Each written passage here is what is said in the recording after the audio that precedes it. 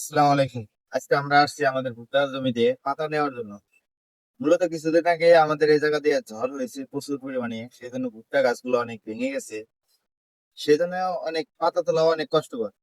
চলেন আপনাদের দেখাই কিভাবে আমরা পাতা তুলি ভুট্টা। এবার আমাদের এই জায়গাতে ভুট্টা খুবই খারাপ হয়েছে।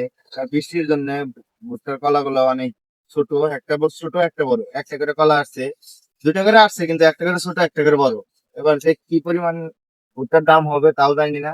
চলেন আপনাদের ভুট্টা এখন দেখাই, পাতাগুলো তুলি। তো মূলত এই হলো আমাদের ভুট্টার জমির অবস্থা। বৃষ্টিতে একদম পড়ে গেছে, সব ভুট্টাই প্রায় পড়ে গেছে। কিছু কিছু ভুট্টা আছে যেগুলো এখনো পড়ে নাই। এগুলা যে কি অবস্থা হবো আল্লাহ ভালো জানি। এখন পাতা তোলাই কষ্ট। কিছুদিনের মধ্যে আমাদের এই ভুট্টার জমিতে ভুট্টা খাবো, ভুট্টা থাকবে, কিন্তু এই জায়গা দিয়ে পাট বোনা হবে।